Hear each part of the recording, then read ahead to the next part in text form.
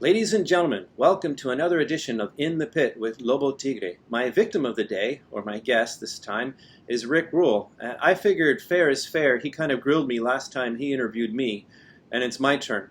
But before we go there, I've got questions for Rick. Before we go there, the big news of the day is gold's breakout. It not only smashed the so-called resistance levels in the high 1300s, it went on to 1400, which is what I was looking for as a bigger sign that, yes, the market's appetite has changed. And so far, it's holding there. You know, Rick, what do you make of this? Is it time to go all in, or are you worried about a correction from here? What do you think about this? I don't think about it much, Lobo. I really don't. The difference between, not to be too cute, but the difference between $1,250 and $1,400 is, of course, $150. I don't know enough to describe any particular significance. My own personal targets for the gold price are not merely higher, but frankly, substantially higher. People always say when, and I always say I don't know. I'm actually a little surprised that gold is only $1,400 because the numbers that matter to me aren't so much 1250 or 1400. The numbers that matter to me are the numbers associated with gold's principal competitors for attention, in my view. Those being in particular the US dollar and the US 10-year Treasury. And those are the numbers that I find compelling. Numbers like $22 trillion, which is the on-balance sheet liabilities of the US federal government, not state and local, just the federal liabilities, or $100 trillion, trillion, by the way, which are the off-balance sheet liabilities of the United States federal government. Your listeners who are viewing me can get a graphic description of what an off-balance sheet liability is simply by looking at me, a 66-year-old, who is now a ward of the state with regards to Social Security, which, Lobo, you'll be happy to know I give to anti-government organizations, and also Medicare. But all joking aside, the idea that the United States can service $120 trillion of liabilities with an income statement that shows a $1.5 trillion deficit is mathematically very challenging for me. I don't know how you add a column of negative numbers and arrive at a positive sum. And so when I see an alleged asset, the US 10-year Treasury, that's backed up by a $120 trillion gap that's being serviced with a $1.5 trillion deficit, I wonder why gold isn't doing better against the US dollar. I'm not trying to evade your question. I'm just trying to say that the $1,400 isn't particularly of interest to me. What is of interest to me is the current yield on the US 10-year Treasury, 2.2, which I think is insufficient yield to compensate me for the risk of owning it. Okay, well, I got several things here, but first I have to rewind to what you said earlier. I know it was a side comment, but it's so rare to hear an ethical statement of that magnitude interjected into a financial conversation. I have to give you kudos for saying that you're passing on the Social Security to worthy causes. I have long had it in my mind, because I know that the money coming from Social Security payments, if I took it, it's not savings. It's not really savings. They spent my money that they took from me against my will long ago, and it's money being taken from the current SAPs in the system that I would be taking. And in my mind, that's blood money. So I've thought similar thoughts, and I hope that people can stick my feet in the fire in the future, hold me accountable. It would be my intention to do as you have done. You set a moral example here that I find almost shocking in today's world. So, okay, people are going to think I'm a patsy now and I'm just complimenting you, but I've never heard anybody actually do that before, as much as libertarians talk about it. So, tip your hat to you. Okay, so back to gold. I understand your answer, and I understand that you've built a business out of playing the long game, not chasing the daily momentum, buying right, sitting tight until you get paid, and therefore your answer makes perfect sense. The average retail investor maybe shouldn't be a speculator, but they are, and they're much more concerned with the shorter term. So let me rephrase the question a little bit. Just drawing on your experience, you've been watching these markets a little bit longer than I have, and in your experience, when there's been a breakout like this, does that have durability? I mean, the psychological significance of the 1400 level, which you discount completely, it's still out there, right? There's people that pay attention to that. There's people for whom the technical signals are important, and therefore they buy. That's something that they act on. So I'm just asking, in your experience, have you seen something like this completely fade and be another, head fake? Or Yes. yes, Yes, I so absolutely even though have. it's a much higher peak than before, it could be a false peak. Yeah, I absolutely have. I don't believe this is a false peak. I actually think that we are beginning to see a change in sentiment. I am attracted to the fact that this breakout has only been noticed by the gold crowd. It hasn't been noticed by the generalist investor yet. Now that means that either the gold crowd who has noticed it, which may be tapped out, fails, or it may mean that gold attracts a broader audience. My suspicion, because of my prejudices, are that the answer is B, that gold attracts a broader audience. But I'm certainly cognizant of the fact that other than you and me, and a very, very small community of aging cranks, nobody particularly cares about the gold price. Ironically, that's one of its attractions to me. I remember at the end of 1999, the beginning of 2000, having to write a client letter. This is a letter going to a community of people who are interested in mining stocks and gold, saying that there was still a case for gold. I didn't even say the case for gold. I had to make the point that there was a case for gold because interest then resembled interest now. It's important to note that through no fault of my own, that was a ridiculously well-timed piece. And gold immediately, because I told it to, of course, advanced from $260 an ounce to peak at over $1,800 per ounce. What gold teaches you, although you can't tie the timing down too well, is that when interest in it is at its lowest, its attractiveness is at its greatest. And my suspicion is that this move from 1,250 to 1,400 that we've seen is the result of early positioning by people who aren't necessarily gold bugs, but people who understand either the utility of gold in the economy or the utility of gold to them. That might include, say, Turkey or China that are looking for mediums of exchange that aren't subject to political manipulation by the United States. Or it might mean the billionaires like Ray Dalio, who understand the value proposition offered up by the U.S. 10-year Treasury that I tried to talk about earlier in this interview. My suspicion is that the move from 1,250 to 1,400, in a circumstance where there hasn't been a lack of faith in the U.S. dollar or the U.S. economy, is instructive of a sort of a secular move into gold. That's very interesting. It occurs to me listening to you say that. We know this, but it's one thing to know it. It's another thing to put it into practice. I was thinking about this. I wrote a letter to the readers of my free service, the Speculator's Digest that goes out weekly. No spam, really. And I wrote a message once in 2018 saying, "Look, nobody loves gold right now. Therefore, this is the time to buy. Buy low, sell high. It's how it works. And you're not excited because it's not making headlines. It's been stuck in a rut for years. Therefore, that's when you should be interested." And to my surprise, I actually did make a couple sales. A couple people, I said, because nobody cares, this is why you should subscribe now. Find out where I'm putting my money now, and buy low to sell high. And to my surprise, a couple people did bite on that. But I have to say, in the last few weeks with gold's breakout, or really last few days, I have had many more subscriptions. Now it's making headlines. Now lots of people are much more interested in piling in. It makes me feel, as a contrarian, it gives me angst.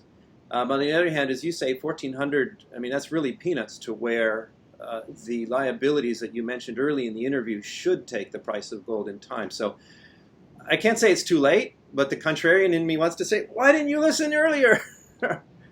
I think it depends on your subscriber's timing.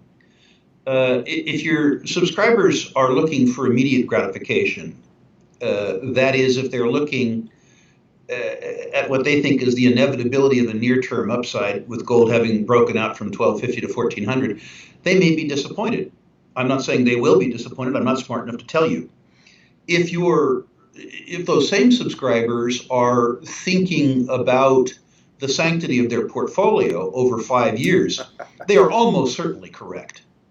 It's interesting to me that when you ask investors a question where the answer necessarily begins with when, in other words, where the event is going to take place, you're just not sure of the timing, Right.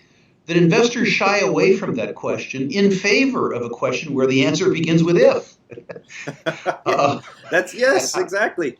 I'm beginning to think, unfortunately, that one of the secrets of my successes over 40 years is as simple as restricting myself mostly to questions where the answer begins with when, as opposed to if, because I know people who work harder than me, although I work pretty hard, and are very, very smart, who are investors who have been not particularly successful because they concentrated themselves on questions where the answers begin with if as opposed to when. So I would urge your speculative customers to continue, of course, to subscribe to your fine service, but doing it in the context of asking themselves a question where the answer begins with when. Very good. Okay. Well, and we're going to assume the intelligence of our audience and not even bother trying to explain that. So, but let me ask one more thing before we move on to other things that are on our minds today. One of the things that strikes me as significant when you have a break like this and you move to a different price range is the short covering. And I personally, I've been tempted to short things over my career. I've usually been glad I didn't because the market can remain irrational longer than you can remain solvent. But there are short positions out there. Do you have a sense for how long those shorts can hold out? Like, I would think that if I was massively short gold and it had broke and held above a significant technical level, that would make me very nervous. I would be looking to liquidate. But I don't have experience in that. Do you know? Do you have a sense on that? In a short squeeze, the sell decisions are usually made by margin clerks and creditors rather than by speculators.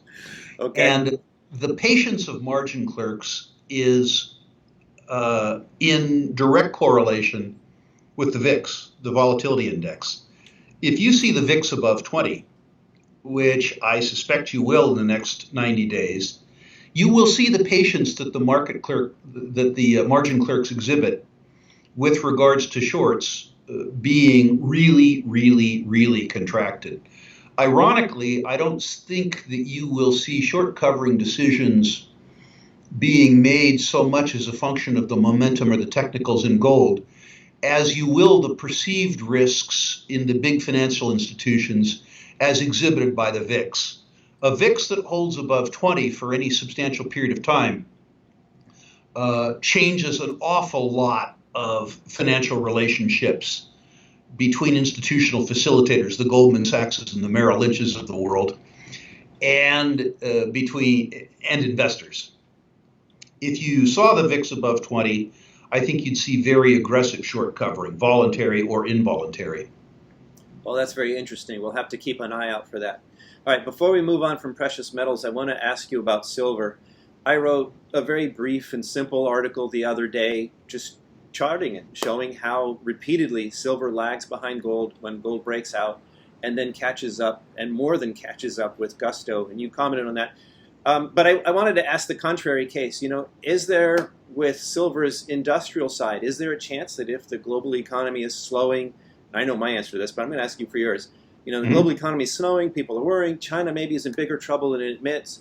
Could the industrial demand for silver keep silver from participating in the gold rally? I don't believe so. I don't believe so. I think that the fabrication utility of silver and the increasing fabrication utility of silver will make silver industrial demand surprisingly resilient in changing economic times. particularly because of the small amount of silver that's required in fabrication technologies to generate real value.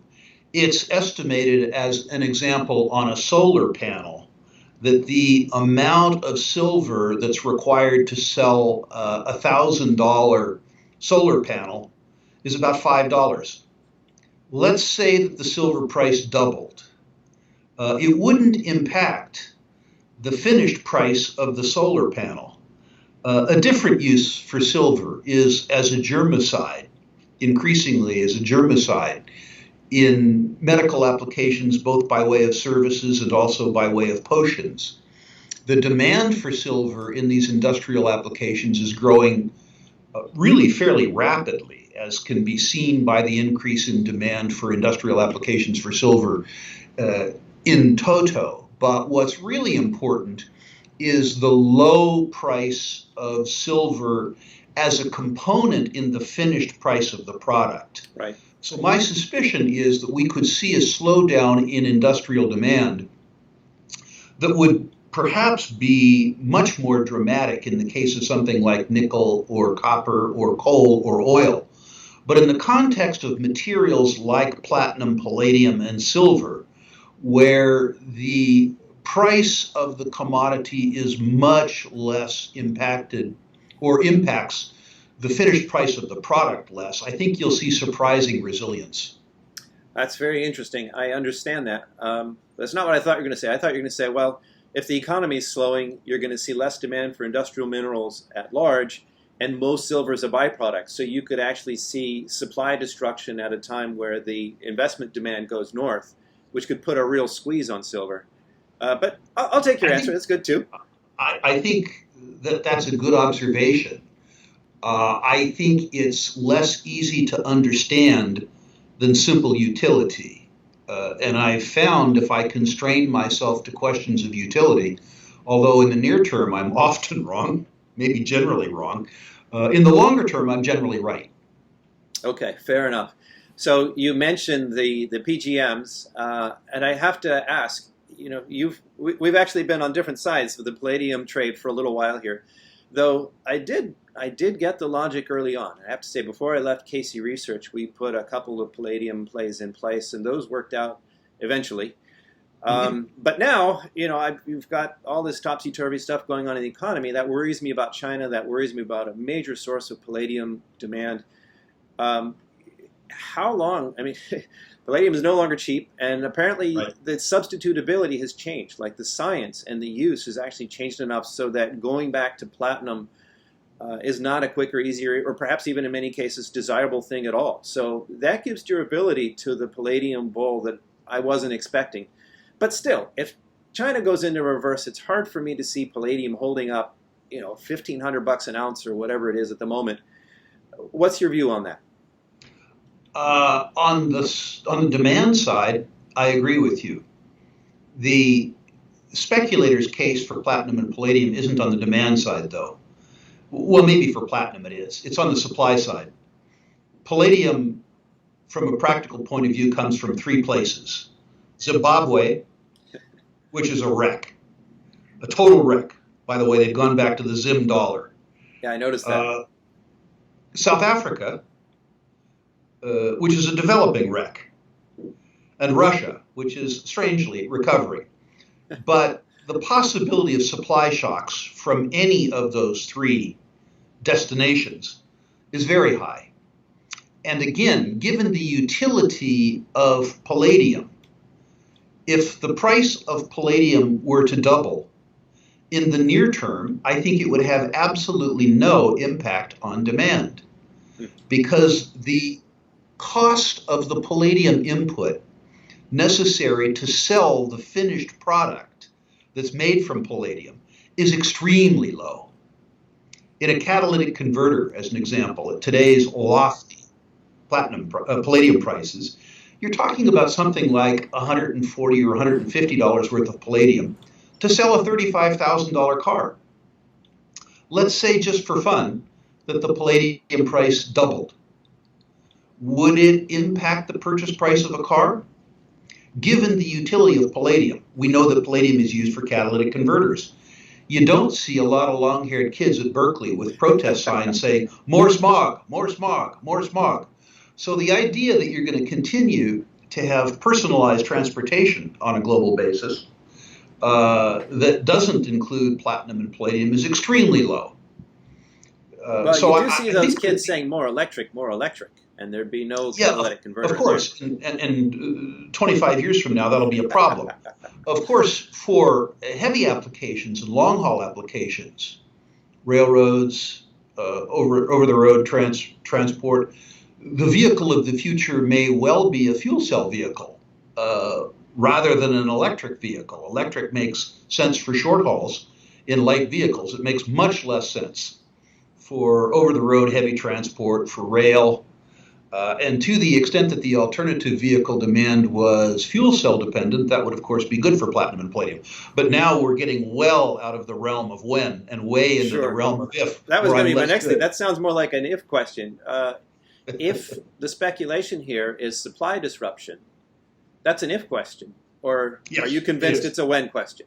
No, it's an if question. Absolutely, it's an if question. Okay. I like the utility of platinum and palladium, which is the investment thesis. The speculative thesis is supply. Okay. All right. Fair enough. So speaking of things in which the final price tag has almost no sensitivity to one input cost, nuclear energy would be one of those, in my view. And there's a whole lot of fuss right now about the Section 232 petition, which has been on Trump's desk for more than a month. He really has only a couple weeks left to make a decision there. Do you even care? I mean, are the fundamentals for uranium strong enough that it doesn't matter, or do you see a tailwind there? Are you taking odds on whether Trump comes out in support or not? 3 comments. It would benefit me personally if he signed 232 because I own shares in U.S. uranium companies. I hope he doesn't sign it. I think protectionism, even protectionism that benefits me personally, is a bad thing. My suspicion is that he won't sign it because you are pitting the interests of a whole bunch of consumers and a bunch of utility workers against the interests of a very, very, very concentrated minority. It is true, however, that democracies are really advanced auctions of stolen property. And it may be that the focused interests of the few make them high bid politically against the many. And it may be that Trump will sign it as a consequence of currying extraordinary favor with a few that could help finance his reelection. I'm being very, very, very speculative here. But longer term, with regards to uranium, it doesn't matter. I think the most recent arithmetic is that about 15% of U.S. baseload supply is nuclear. And it is also alleged that the fully loaded cost to produce a pound of uranium worldwide approaches $60. If you include the cost of capital, which I always do in my calculations, and also the impact of prior year write-downs, which are really truly a cost, albeit they don't show up in the balance sheet. So if you make the stuff for $60 and you sell the stuff for $30, and you do it 100 million times a year, it becomes sort of boring.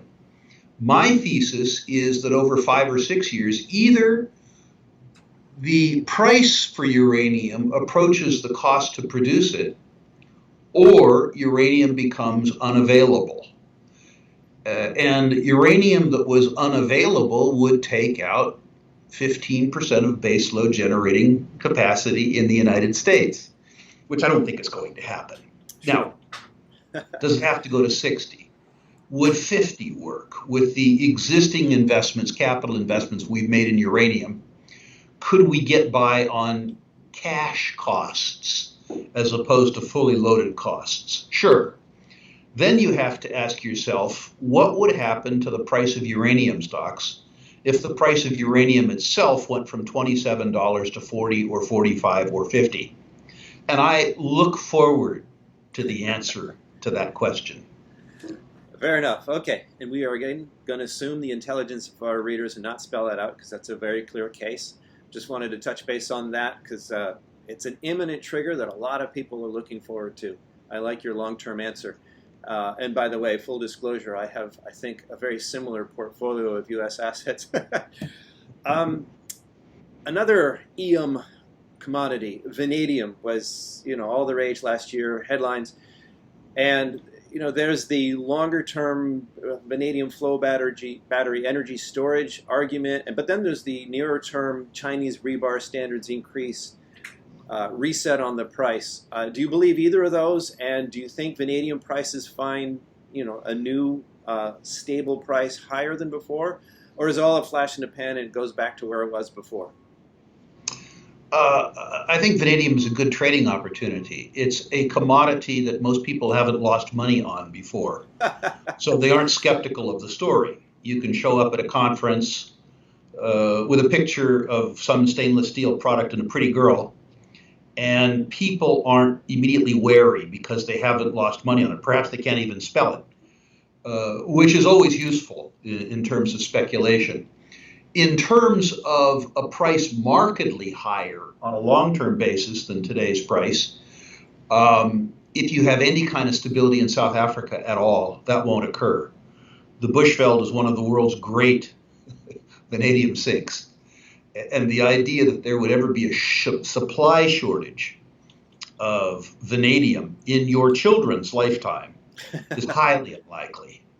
Doesn't mean that there isn't great money to be made on the vanadium story, and that vanadium prices in the 3 or 4 or 5 year time frame couldn't spike before the investments were made into increasing production capacity in South Africa.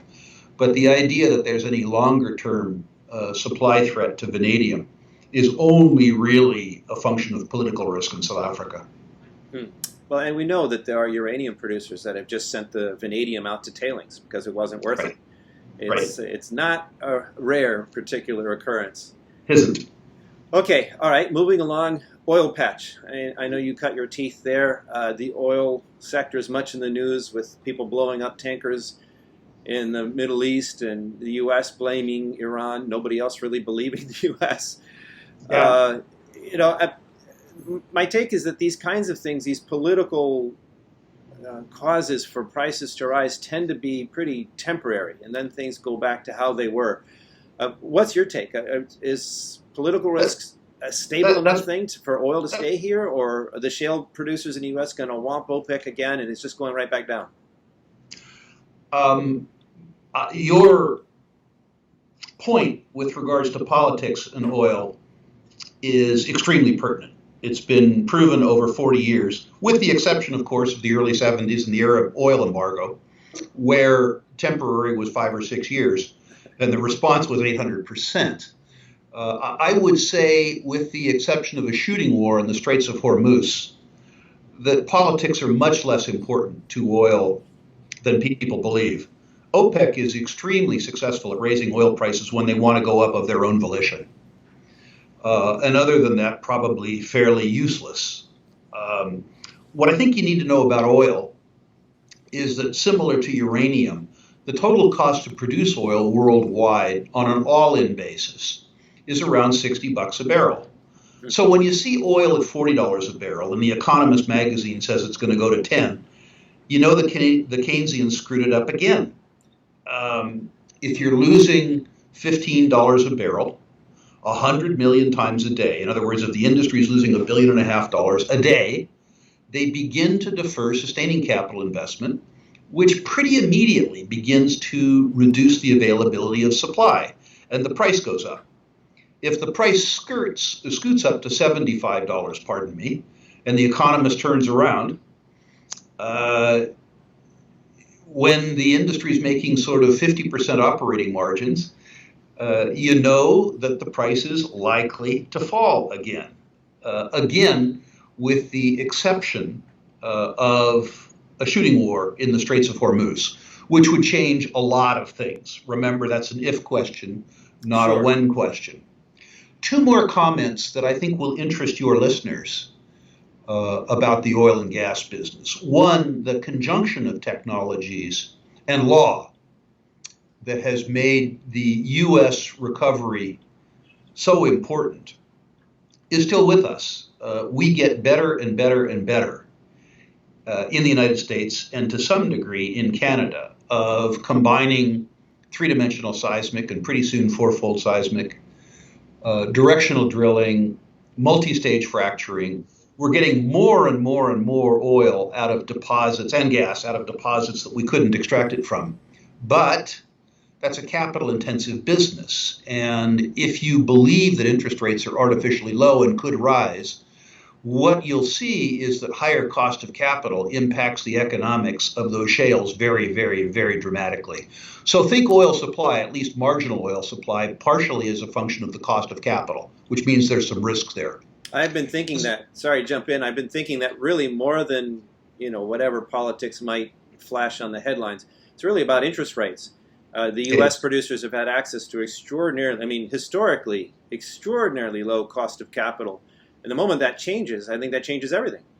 Both in terms of debt and equity. We have now spent in the shales about $200 billion in capital investments, more than we've recovered from free cash. So the investors have been extremely tolerant of deferred returns in the oil and gas business. That may continue. The second thing that I'd like your listeners to think about is I believe there's the beginning of a change in Canadian politics, which could impact the equity prices of Canadian producers in a very positive sense. The most important producing province in Canada is Alberta, which until very recently had a socialistic government, ironically an anti-energy government in an energy province. That government was allowed to pursue other employment opportunities. They were thrown out in favor of a solidly pro-energy government. The other constraint to a recovery in Canadian oil or energy interests has been, of course, the federal government. The one thing that Canada does really well economically is produce oil and gas. That's where they are world-class competitors. And ironically, the weakness in Canadian oil markets has been an own goal. It's been domestic Canadian politics. I'm not a political handicapper, but my suspicion is that there's a 60% probability that Mr. Trudeau is not reelected in October. If you had a pro-business government in Ottawa and a pro-business government in Alberta, a country which is traditionally the second most competitive private energy market in the world, all of a sudden begins to get out of its own way. And in that circumstance, at US $60 oil, my suspicion is that the impact on the better oil and gas producers in Canada would be substantial to the upside. And the potential move in the more speculative names could be really, really extraordinary. Now, this is determinedly an if, not a when question. But I also know that there are a couple people who subscribe to your letter who are inherently speculative and always interested in Canada. And one of the things that I'm looking at is always, of course, things that nobody else is looking at. An extremely competitive sector, oil and gas, where there's a potential change to the upside and where the downside risks are really pretty low. Yeah, that's interesting. It's funny that you mention it. Back in my Casey days, we had about 70% U.S. readers and 30% Canadian, more or less, or a smattering of others. And I don't have stats on this, but my perception from corresponding with my readers now is that it might actually be closer to 50-50. I have a lot of Canadian readers. I guess it says something about where my focus is. But anyway, for what it's worth, a lot of Canadians in my audience, and I think they'll be quite interested in your remarks. Before we move on from this, LNG, is that a when or an if question? I mean, it's if you're concerned about climate change and you don't like nuclear, it seems like the only dense alternative out there that's relatively clean, even though you're still talking hydrocarbons. But anyway, do you see that really taking off, or is that just a slow burn that... I think it is taking off. I'm not sure that in the near term the price of LNG goes up because there's so much productive capacity being brought online. I see it as wonderful for the world. I actually think that generating less carbon is a good thing. I'm not a climate scientist, so I can't speak to all elements of that debate. But my suspicion is if we put less junk in the air, irrespective of what you believe scientifically, that we've done a good thing. Sure. I believe that LNG is a great energy source because it has a fairly high energy output relative to the unit that has to be stored. And I see lots of productive capacity for liquefied natural gas being added. So I think it's a wonderful circumstance for mankind where all kinds of new uses are being put in place in the face of plentiful supply. I see it as a wonderful outcome. Whether or not there are good speculative opportunities in it, I think is a different circumstance. But certainly as an old man, I like to see the world richer. And I think that the LNG market makes the world richer, both producers and consumers, for 30 years, which is at 66, most of what I'm worried about. Okay. All right. So when we spoke last, of course, you had to wrap up the conversation with a sales pitch for the Sprott Symposium that is now coming up in just over a month. And I got to ask you about that. I mean, you do this every year, and, many of the same suspects I see there company-wise. I know why I go. But, honestly, tell me, why does the average investor out there need to go to this conference? Why can't they just pick up the phone and call these companies or watch the recording on YouTube later? What's in it for the average person to go to your conference, Rick? This is an intensely curated educational experience. It's important, I think, for investors and speculators to understand the context of their investments, which is why we have the big picture gurus. It's why we have people like Nomi Prinz or Daniela DiMartina Booth. Very smart people who have spent their lives involved in topics that most of us approach only at the margins and probably incompletely. I think the most important investments that people can make is in themselves and their education. So the big picture, the big thinkers, the gurus, are important. And we've curated our gurus to speak to natural resource and precious metals investing. We're not going to be talking about supermarkets or automakers at this conference. That's not what we do. We talk about resources. And if you're a resource investor, that information is important to you. Secondly, we bring editors and applied thinkers like yourself to the conference in response to demand from our attendees. Every year we circulate speaker evaluation forms to the attendees. And the speakers who didn't get high marks are encouraged to do something else when our conference is taking place. And those speakers who did get high marks, like yourself, are asked to appear. I didn't know that. Boy, I should hand out Twinkies or silver dollars or something to try to boost my score and get a higher placement on the speaking. Silver dollars would probably work better than Twinkies. But at any rate, we are, I think, unique among conferences in terms of how our, what we call them, applied thinkers are selected. If the attendees believe that they have gotten utility from speakers in the past, then those speakers are invited back. And we're absolutely ruthless about killing speakers, figuratively, depending on how they rate among our attendees. Finally, unlike any other conference I know, the public company exhibitors at our conference are vetted because they have to be owned in a Sprott managed product to be allowed to participate. Now, sadly, that doesn't mean that everything that Sprott has invested its money or its investors' money in goes up, but it does mean that we have vetted every single exhibitor. At most conferences, the exhibitors are viewed as advertisers, but our attendees have told us that they view our exhibitors as content, meaning that we have an affirmative duty to vet them. And the easiest way to vet them is, do we own them in products that we have invested in ourselves? I think the fourth reason that you would attend, that people should attend, you attend because I twist your arm until you say yes. But the reason why your listeners might attend is we have a special focus beyond the gurus like yourselves and the big picture thinkers to people who have built billion-dollar or multi-billion-dollar mining companies. The serially successful people like Robert Friedland, like Ross Beatty, like Bob Quartermain. We get those people on the stage and ask them how they built those big companies and what lessons they learned building those big companies that guide them as investors and can be useful to our attendees. Really, truly applied thinking where the rubber meets the road. Robert Friedland, how did you become a billionaire? What set you apart?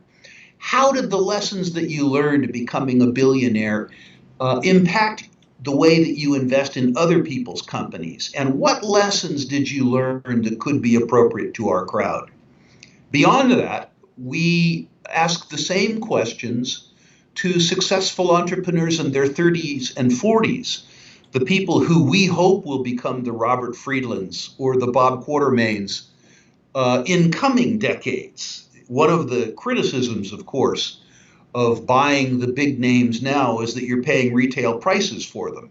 So we try to find entrepreneurs that your readers can meet who will make them money over the next 20 years, not the last 20 years. For those 4 reasons, I would suggest, in all humility, that our conference is the best high net worth retail conference on the planet for natural resource investing in the sub-billion-dollar market cap space. I can tell you're not a geologist, or you would have waved your arms while saying that. It's this big. Well, my face fills the screen. People know that. Let me push back on one point here a little bit, because Sure. this always, I wonder, if I did a conference myself, what would I do about issuers who are there? If I let them pay anything for a booth or something, are they buying access? Am I biased by that, skewed by that? So let me ask you, all your darlings are going to be there. How many of them have you put your own money into? This is for me. This is where the rubber hits the road. I know you will see in the exhibitor stock charts, I think, notations for ones that are owned by me personally. This conference is not the Rick Rule conference, although Rick Rule has more ego involvement in the conference than probably the rest of Sprott put together. This is a Sprott conference.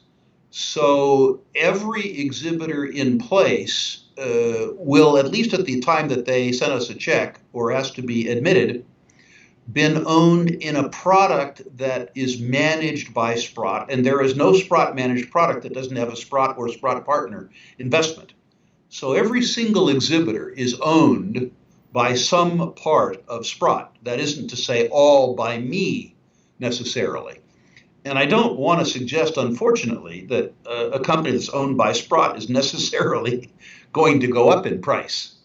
But it does mean that there were real investment criteria put in place. Certainly, there will be exhibitors there that don't grace or disgrace my personal portfolio. But every exhibitor in place will be owned in Sprott accounts. Some exhibitors there, the sort of Wheaton Precious, an example, or Pan American Silver, or Ivanhoe, inhabit very prominent places in my personal portfolio. All right, fair enough. And I get that it's a Sprott conference, not a Rick Rule conference. Could you give a ballpark for percentage? How much skin in the game do you have? Maybe half of them, a third of them, 3/4? Oh, I would say half. Okay. Yeah, I would say half. I'm talking off the top of my head. Sure. Well, this is the first time I've been asked the question.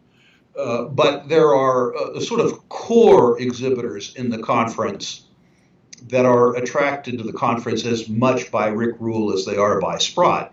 And you'll know who they are, the prospect generators, the companies associated with those serially successful 3-decade-long friends of Rick, Ross Beatty, Bob Quartermain, Lucas Lundin, the people who have made me money and who I have supported for 3 decades.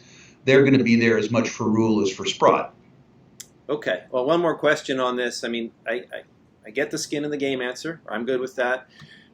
One of the things that's always impressed me, though, is how much time you spend standing around talking to ordinary people who just come by and talk to you and things. And I wonder about that. I mean, you've made all these hundreds of millions of dollars in your career, and whatever people pay to attend, it can't possibly be worth an hour of your time if you were to divide your yearly income by the typical 2,000 hours a person works per year. Though in your case, it's probably 4,000 or 5,000 hours.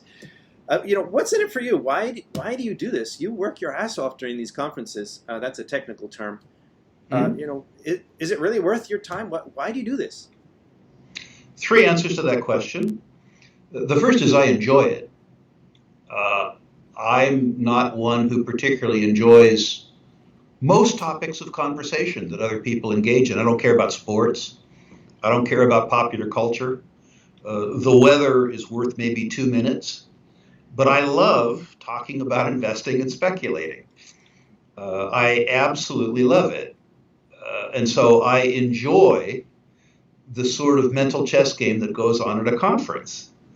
I'm also, as you probably know, Lobo, intensely competitive. And once I took on the conference from Agora, I decided that I would make it the best conference that I was able to do. I want to go to other people's conferences, some of whom are good friends of mine. And to use your turn of phrase, I want to kick their ass. I want to deliver much more value to every constituency at the conference. But the third thing is, in terms of making money, in terms of pecuniary reward, money accrues to those who manage it better and manage their reputations better. And at the Sprott conference, I have a chance to prove myself to 600 high net worth speculators. I have a chance to show them that I think better, that I organize better, that I organize an intellectual product better, and that I attract better exhibitors than any of my competitors. In other words, I have a chance to give them a reason to do business with me for 2 decades, not for a month or 2 months. I don't have to work for a month anymore. I don't have to work at all, for that matter. Yeah. And I have a chance to show 80 exhibitors why they should give me a full warrant in a financing. I have a chance to say to them, I have introduced you to 600 high net worth investors in a forum where your worth has been acknowledged from the podium, in a surrounding where the majority of the attendees polled in an evaluation form say it's the best event of its kind that they attend over the year. And you, as an exhibitor, must understand the qualitative difference between this conference and every other conference that you attend, and then by extension, the advantage of doing business with Sprott rather than some other investor or financial intermediary. So I think those two things, importantly, the reputational advantage to myself and Sprott from putting on a first caliber performance is much more important than whether I make more money in attendee fees or exhibitor fees than I spend in the context of putting on the conference. Oh, that's very interesting on multiple fronts. The full warrant makes me laugh because when I talk to companies about financing and they say, "Oh, what do you think would work?" I always say it's Rick's rule: full warrant, 2 years, or forget it. Mm-hmm. Right. The other thought too. And if companies understand that it's to their benefit, and some of them do, then they come to the party. It's interesting, Lobo, that in my career, where I have pitched a financing to a tier 1 entrepreneur, a Lucas Lundin, Ross Beatty, a Bob Quartermain, I haven't won all those financings. But the truth Lucas is, never gets a full warrant. He rarely even gets a warrant at all. I've won many more than I've lost. And in the circumstance where you have a tier 1 entrepreneur, the discussion involving pricing and terms usually takes 4 minutes. Now, an important part of that is the utility that I might be able to offer them by way of reputation in the conference. Sure, fair enough. All right, well, we've already gone on for almost an hour here, so I want to bring this to a close. I want to thank you for sitting still for my obnoxious questions again. It's been a lot of fun. I am personally looking forward to the conference. It's interesting what you said about it being fun. I hadn't thought of it exactly in that way. I mean, many of my readers over the years have become friends, and I think of it as an opportunity to get together with friends. I often have a dinner. I was going to ask. I was going to ask you that. Turn it around. I mean, why do you come to the conference? Well, there you go. Fly to Miami. You got to fly from Miami to Vancouver. That's right. You got a beautiful wife who you could take to the beach, and yet you condescend to come to my conference. There you go. So part of it is that it's fun. It's friends, as you said, and it's fun. I was just thinking about how different my readers are, I guess, than the average person out there. I invited I invited readers to join me on my last due diligence trip, and a couple intrepid souls did. And I was actually quite worried about this because, what if all they wanted to do was talk about fly fishing or something, I'm completely ignorant of or bored by, right? And so when we first met the guys, we sit down at the hotel where we're meeting, and I said, look, guys, I don't do small talk. Please don't be offended if I go to my room and order room service and work, because if there's something important that I need to write an alert, I'm going to do that instead of schmooze with you guys. And I try to set the right tone. But I was completely blown away because that wasn't necessary at all. We spent the whole week driving around Nevada and Wyoming and Arizona and other places where there are minerals out west, just talking about speculative investments, the markets, the metals. It was a great time. So yeah, I expect to meet more people like that at the show, which is fun for me. Another part, though, is the issuers. There are a lot of interesting stories at the show, so I can rip through a whole bunch of in the pit grillings. I can do it live. I can do it while I'm there. I can kill many stones with one bird, since I'm not into killing birds, while I'm there. So that's actually, I will be doing this at my booth. So for folks who are thinking about this and they want to know if I'm curating or massaging these interviews, come watch me do it live and see if I pull my punches. It'll be fun. Well, I look forward to seeing you, and I particularly look forward to seeing Antonia. It's going to be a great time. Thank you for this interview. I've had fun with it. All right. Thank you very much, Rick, and we'll see you soon. Thank you.